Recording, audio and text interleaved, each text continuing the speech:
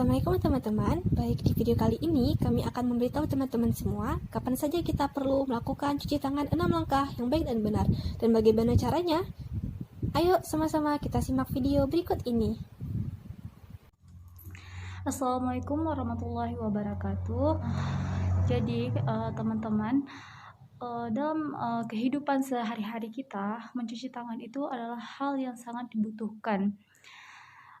Itu adalah suatu tindakan yang sederhana, tapi sangat besar fungsi dalam mencuci tangan tersebut. Sementara kita mengacuhkan kepentingan mencuci tangan untuk mencegah pilek, apalagi dengan wabah penyakit corona sekarang.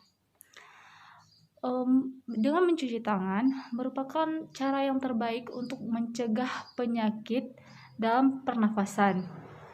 Apalagi dalam sekarang itu lagi mewabahnya virus corona. Jadi cuci tangan itu adalah kebutuhan bagi kita untuk mencegah penyakit-penyakit yang masuk. Jadi di sini mencuci tangan haruslah lebih baik menggunakan sabun. Jadi tidak hanya dengan air saja. Jika tangan benar-benar kotor, berminyak, sebaiknya menggunakan air hangat atau air yang sedikit panas dapat lebih memaksimalkan menjebak kotoran atau lemak yang masuk, dan pembersihan bisa lebih menyeluruh. Jadi di sini dengan menggunakan sabun, jenis sabunnya itu tidak bermasalah harus jenis apa kayak gitu, selama dia berbusa dan cukup menyebar melalui tangan untuk menjebak kuman-kuman yang masuk di sekitar. Jadi kan kita di sini selalu menggunakan tangan untuk memegang sesuatu, dan apabila membersin, kadang-kadang orang masih menggunakan telapak tangan untuk menutupi bersihnya itu. Jadi kapan sih waktu untuk kita cuci tangan? Untuk mencegah flu, apalagi sekarang dalam keadaan COVID-19 ini, ada 10 kapan waktu kita untuk mencuci tangan. Yang pertama, sebelum dan sesudah menyiapkan atau menangani makanan, terutama saat menangani unggas atau daging mentah. Yang kedua, sebelum makan. Jadi sebelum makan akan lebih baik kita mencuci tangan. Pasti kalian semua juga sebelum makan terlebih dahulu mencuci tangan. Kadang saat orang memakan pakai sendok pun tetap mencuci tangan. Yang ketiga itu setelah mengganti popok. Jadi seorang ibu setelah dia mengganti popok anaknya, jadi sebaiknya ibu mencuci tangan sebelum mengganti popok dan setelah mengganti popok sang bayi. Selanjutnya setelah ke kamar mandi. Jadi setelah kita ke kamar mandi, apa itu buang air besar atau air kecil, jadi akan lebih baik saat sebelum keluar kita mencuci tangan. Jadi kan saat kita masuk pasti kita udah membuang BAB atau BAK. Jadi saat keluar akan lebih baik tangan itu dicuci. Jadi adapun apa yang menempel di tangan itu akan lebih bersih. Yang kelima, setelah bersin, batuk, atau membuang ingus. Nah, kadang seperti yang saya bilang tadi, orang masih saat bersin menutup mulutnya dengan tangan saat batuk, dan saat membuang ingus masih menggunakan tangan, karena itu dianggap lebih mudah. Jadi tidak mengambil benda lain seperti tisu, karena kan kalau misalnya di jalan kan nggak mungkin tersedia. Jadi setelah batuk, bersin, dan membuang ingus itu sebaiknya orang mencuci tangan. Jadi kuman yang menempel di tangan akan hilang. Selanjutnya sebelum dan setelah memasang lensa kontak. Yang selanjutnya, setelah menyentuh kotoran hewan.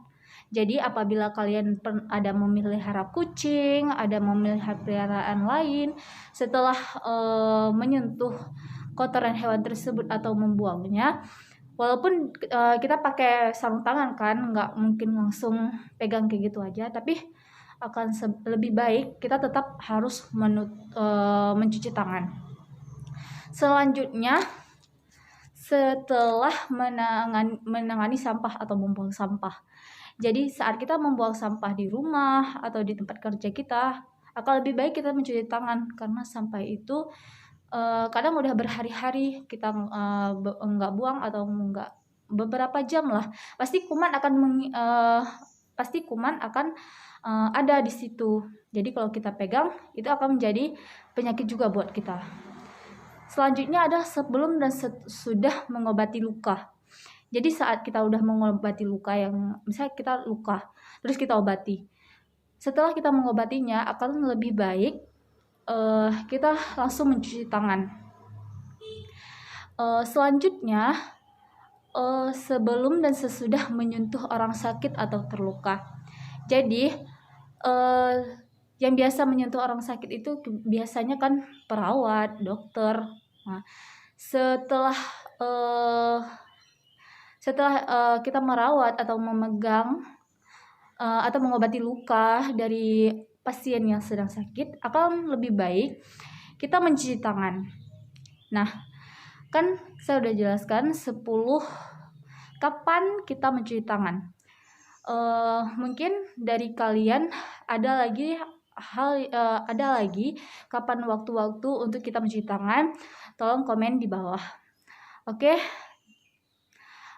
Untuk selanjutnya akan dijelaskan langkah cara mendemonstrasikan bagaimana cara mencuci tangan yang baik dan benar menurut WHO. Basahi tangan terlebih dahulu dengan air yang mengalir ya.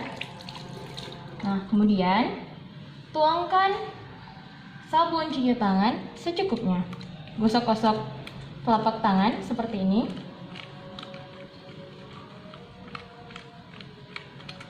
Kemudian kita beralih ke belakang tangan, bagian belakang tangan seperti ini, digosok-gosok seperti ini. Dilakukan secara bergantian.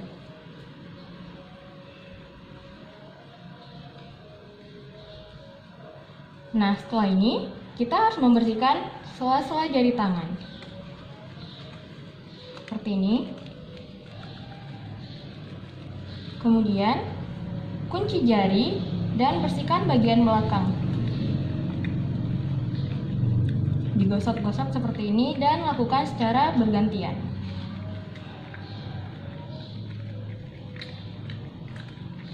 Nah, setelah itu jangan lupakan untuk menggosok ibu jari. Dilakukan secara bergantian juga ya.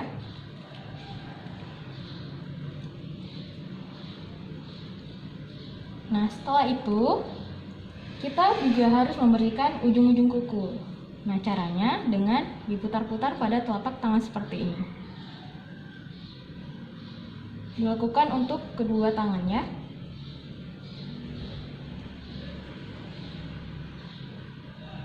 Nah, terakhir, jangan lupa untuk membersihkan pergelangan tangan juga. Diputar-putar seperti ini.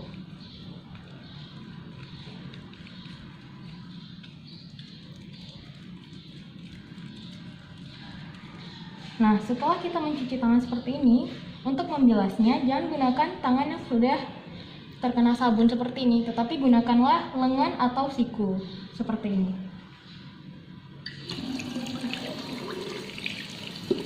Bilas sampai bersih.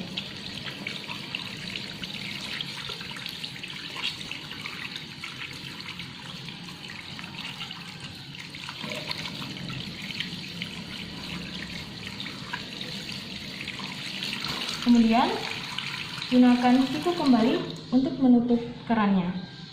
Nah, setelah ini keringkan dan bersihkan tangan Anda dengan tisu ataupun dengan kain seperti ini.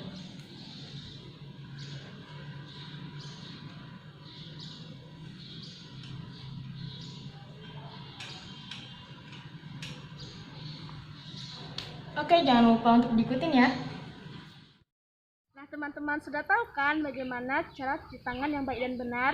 Sekarang, setelah melakukan aktivitas apapun, jangan lupa cuci tangan dengan 6 langkah. Bye-bye. Assalamualaikum warahmatullahi wabarakatuh.